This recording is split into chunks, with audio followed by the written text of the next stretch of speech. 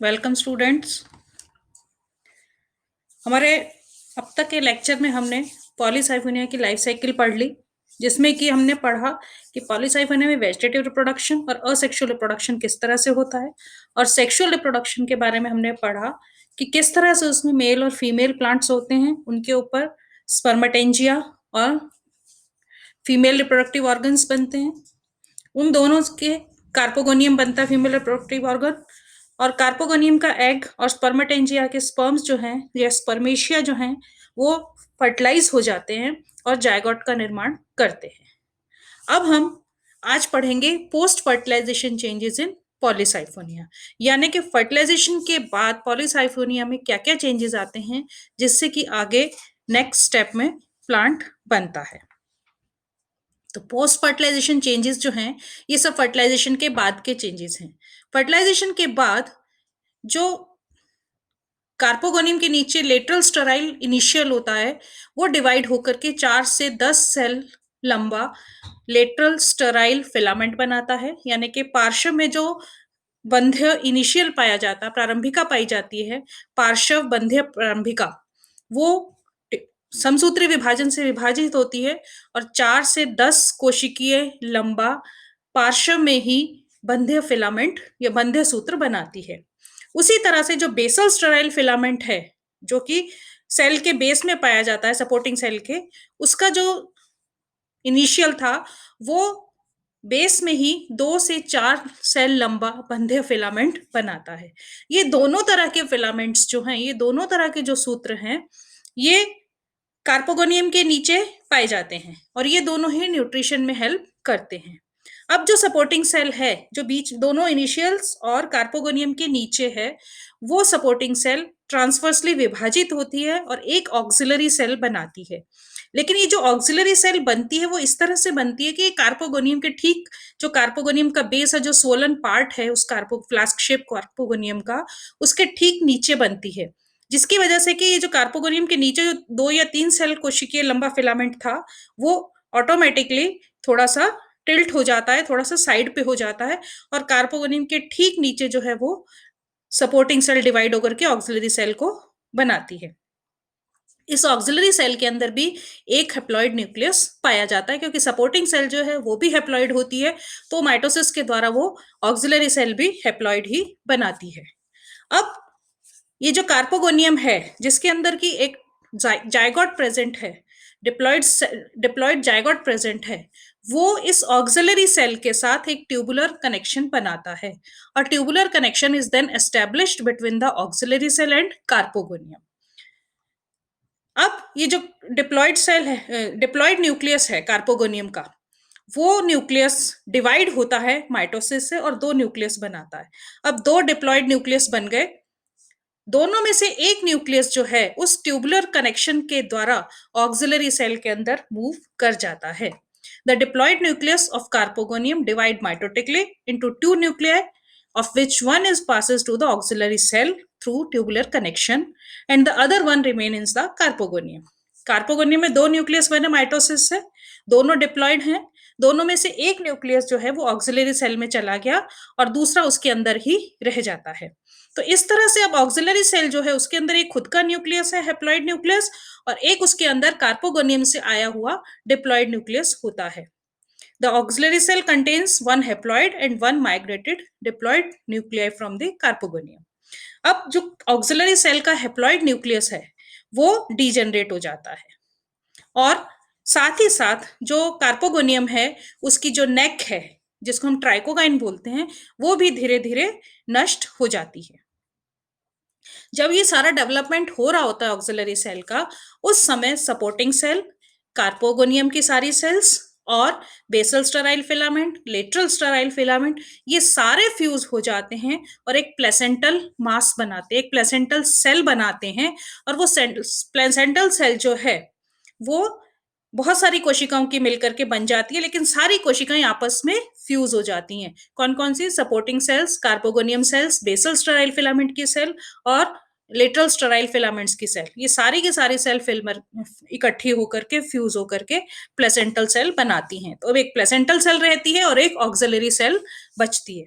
अब जो auxiliary cell के अंदर डिप्लॉयड न्यूक्लियस है जो कि कार्पोगोनियम से आया है, वो माइटोसिस के द्वारा विभाजित होता है और बहुत सारे डिप्लॉयड न्यूक्लियस बनाता है जो कि इस प्लेसेंटल सेल के अंदर रहते हैं। अब इस प्लेसेंटल सेल से बहुत सारी आउटग्रोथ्स, अतिवृद्धियां बनती हैं और हर अतिवृद्धि के अंदर ये न्यूक्लियस, एक एक न्यूक्लियस जो है, ये डिप्लॉयड न्यूक्लियस उसके अंदर चला जाता है। ये अतिवृद्धियां अब प्लेसेंटल सेल से एक वॉल के द्वारा, एक दीवार के द्वारा अलग हो जाती हैं।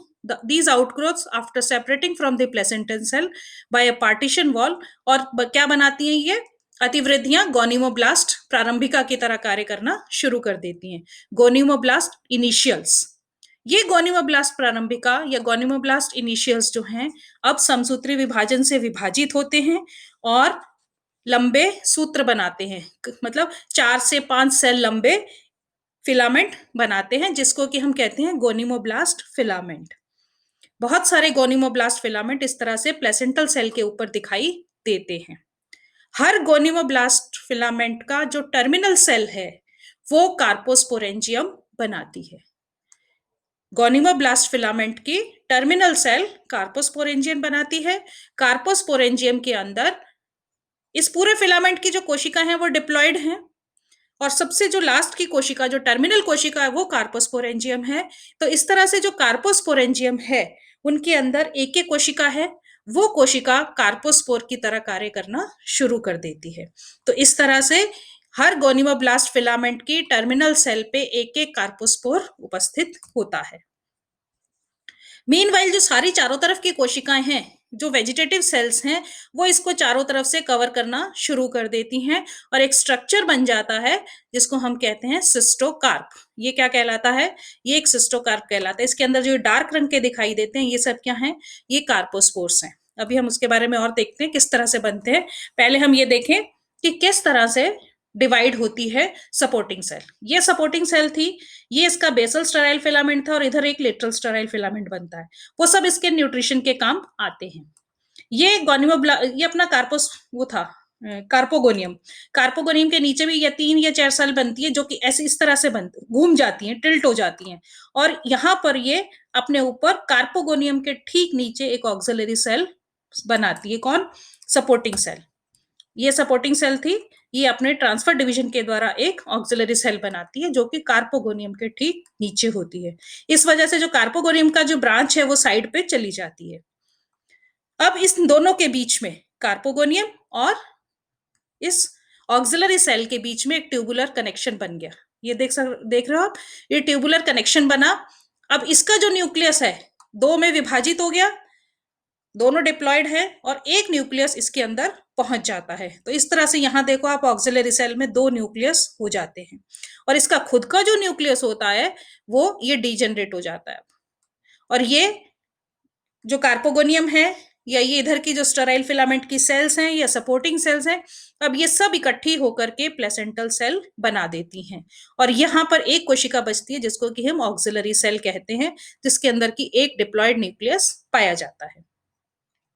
अब ये जो सारा प्लेसेंटल सेल है, इनसे ही फिर लंबे लंबे 3 से 4 सेल, शुरू में तो प्रारंभिकाएं बनती हैं कई माइटोसिस के द्वारा, और हर प्रारंभिका फिर समसूत्री विभाजन से विभाजित होकर फिलामेंट बनाती है। उस हर फिलामेंट की जो कोशिका है वो फिर आगे, ये देखो आप यहाँ पर, ये प्लेसेंटल सेल बन गई, इससे ये फिलामेंट्स बने। ठीक है, इन फिलामेंट्स की जो टॉप की सेल है, ये गोनिमोब्लास्ट फिलामेंट बन गए। यहाँ पर इनकी जो टॉप की सेल है ये कार्पोस्पोरेंजियम कहलाती है। ये क्या कहलाएगी? कार्पोस्पोरेंजियम। और ये कार्पोस्पोरेंजिया के अंदर एक एक ही कोशिका होती है और ये इटसेल्फ ही कार्पोस्पोर की तरह कार्य करना शुरू कर देती है।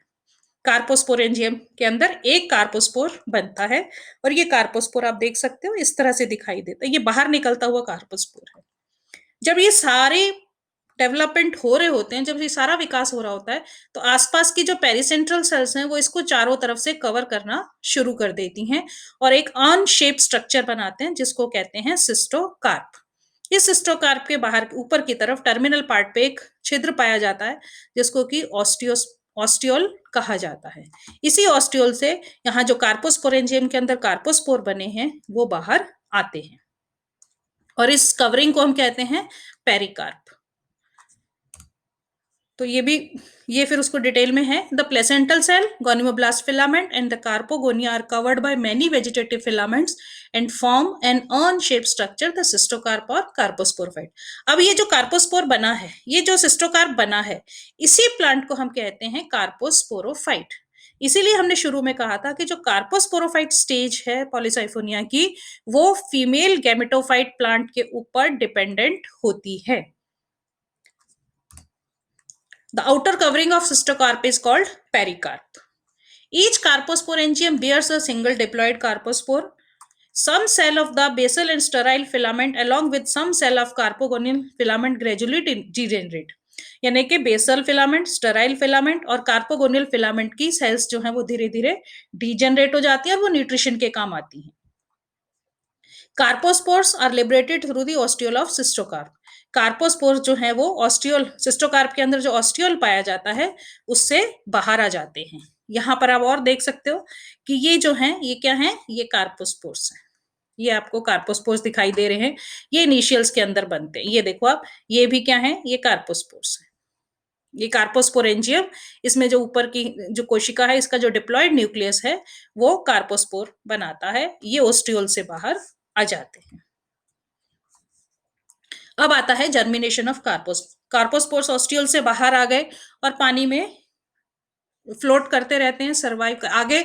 अब उनको जर्मिनेट होना है, तो coming in contact with any solid surface the diploid carpospores get attached and then undergoes first माइटोट्यूशन and form large upper and small lower cell. यानी कि कार्पोस्पोर जो है वो किसी भी सॉलिड सरफेस की जब कांटेक्ट में आते हैं, पानी में तैरते तैरते वो जब किसी भी सॉलिड सरफेस के कांटेक्ट में आते हैं, तो वो वहां पर अटैच होकर के और उनके अंदर अब माइटोसिस होता है, समसूत्री विभाजन होता है, क्योंकि वो डिप्लॉयड हैं। डिप्लॉयड कार्पोस्पोर्स माइटोसिस के द्वारा विभाजित होते हैं और दो कोशिकाएं बनाते हैं, एक अपर कोशिका जो कि बड़ी होती है और नीचे की कोशिका जो छोटी होती है। इन दोनों कोशिकाओं में पुनः माइटोसिस होता है और चार कोशिकीय अवस्था बनती है। Both the cell undergoes mitotic division and form four cell stage. इनके अंदर चार सेल स्टेज आ जाती है। इसमें से लोअर मोस्ट सेल जो है वो राइजोइड बनाती है एंड और जो सबसे ऊपर की सेल है वो एपिकल सेल की तरह कार्य करना शुरू कर देती है।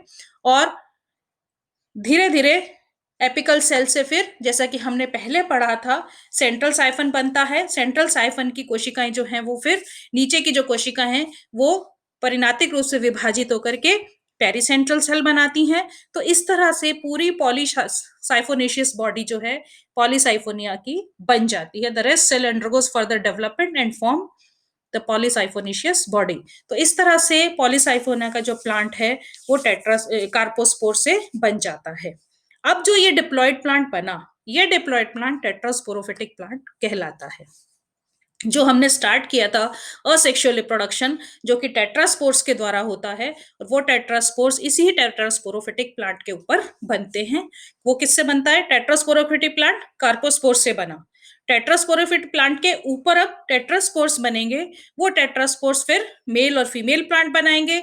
उसमें से मेल और फीमेल प्लांट में फ्यूजन होगा जिससे कि कार्पोस्पोरोफाइट बनेगा। कार्पोस्पोरोफाइट से फिर कार्पोस्पोर्स बनेंगे और कार्पोस्पोर्स अंकुरित होकर के टेट्रास्पोरोफिटिक प्लांट बनेंगे। तो इस तरह से इसकी लाइफ साइकिल पॉलीसाइफोनिया की चलती रहेगी। ये आप देख सकते हो, ये है कार्पोस्पोर्स का डेवलपमेंट या जर्मिनेशन। ये कार्पोस्पोर्स अटैच हुए सबस्ट्रेटम से, आधार से अटैच होकर के और दो कोशिकाएं बनाते हैं, छोटी और बड़ी दो। इन दोनों कोशिकाओं में एक एक विभाजन फिर होता है तो चार कोशिकीय अवस्था बन जाती है। इसमें सबसे नीचे की सेल जो है वो राइजोइडल सेल बनाती है और राइजोइड्स बना देती है।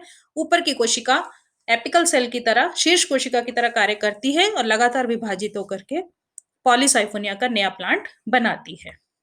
तो इस तरह से पॉलीसाइफोनिया जो है वो स्टेप बाय स्टेप उसकी लाइफ साइकिल कंप्लीट होती है। अब लास्ट पॉइंट आता है इसके अंदर, लाइफ साइकिल ऑफ पॉलीसाइफोनिया। वैसे हम काफी अच्छे से इसको डिस्कस कर चुके हैं, लेकिन एक बार फिर रिपीट कर देती हूँ। The life cycle of Polysiphonia consist of three distinct phases. तीन क्लियर कट फेजेस होती हैं इसके अंदर। पहले डिप्लॉयड टेट्रास्पोरोफाइट, फिर हेप्लॉयड गैमेटोफाइट और तीसरे डिप्लॉयड कार्पोस्पोरोफाइट। टेट्रास्पोरोफाइट में जो चार टेट्रास्पोर्स बनते हैं वो उसमें से 2 मेल और 2 फीमेल गैमेटोफिटिक प्लांट बनाते हैं। Male gametophytic plants male gamete बनाते हैं जिसको कि स्पर्मेटेंजिया बनते हैं उनके ऊपर, उनसे स्पर्मेशिया बनता है। और female gametophytic plant female gametes बनाते हैं जो कि कार्पोगोनियम के अंदर बनते हैं और उनको हम एग कहते हैं। दोनों के फ्यूजन से जायगोट बनता है जो कि कार्पोगोनियम के अंदर बनता है। अब धीरे धीरे गोनियोब्लास्ट फिलामेंट बनते हैं, कार्पोस्पोरेंजिया बनते हैं, फिर कार्पोस्पोर्स बनते हैं और सिस्टोकार्पिक स्ट्रक्चर बन जाता है जिसके अंदर, जिसको हम कहते हैं कार्पोस्पोरोफिटिक स्टेज। इस कार्पोस्पोरोफिटिक स्टेज के अंदर क्या बने? कार्पोस्पोर्स। ये कार्पोस्पोर्स डिप्लॉयड होते हैं और जर्मिनेट होकर के टेट्रास्पोरोफिटिक प्लांट पुनः बनाते हैं। तो इस तरह से 3 फेज हो गई, टेट्रास्पोरोफिटिक स्टेज, कार्पोस्पोरोफिटिक स्टेज और टेट्रास्पोरोफिटिक स्टेज, कार्पोस्पोरोफिटिक स्टेज और गैमेटोफिटिक स्टेज। 2 गैमेटोफिटिक स्टेज हुई, मेल और फीमेल। तो इस तरह से 3 स्टेज होगी। तो हम कहते हैं कि पॉलीसाइफोनिया की लाइफ साइकिल जो है वो ट्राइफेजिक होती है और इसको हम हेप्लो डिप्लो बायोटिक टाइप भी कहते हैं क्योंकि इसके अंदर हेप्लॉइड स्टेज भी आती है। मेल और फीमेल जो गैमीट्स हैं वो हेप्लॉइड प्लांट पे बनते हैं और डिप्लॉइड 2 बार आती है, टेट्रास्पोरोफिटिक भी डिप्लॉइड है और कार्पोस्पोरोफिटिक प्लांट भी डिप्लॉइड है। तो इस तरह के स्टेज को हम कहते हैं हेप्लो डिप्लो बायोटिक टाइप की लाइफ साइकिल। ये आप देख सकते हो, ये पॉलीसाइफोनिया की लाइफ साइकिल जिसको कि हम शो इस तरह से कर सकते हैं, किस तरह से पूरा प्लांट है। आप कहीं से भी शुरू करें, ये पॉलीसाइफोनिया का प्लांट, इस पे टेट्रास्पोरेंजिया बने, ये हम कह रहे हैं टेट्रास्पोरोफिटिक प्लांट है, इस पे टेट्रास्पोरेंजिया बने, उनसे मेयोसिस हुआ तो हैप्लॉइड टेट्रास्पोर्स बने। हैप्लॉइड टेट्रास्पोर में से 2 मेल गैमेटोफाइट बनाएंगे, 2 फीमेल गैमेटोफाइट बनाएंगे। फीमेल गैमेटोफाइट के ऊपर कार्पोगोनिया बनेगा और मेल गैमेटोफाइट के ऊपर स्पर्मेटेंजिया।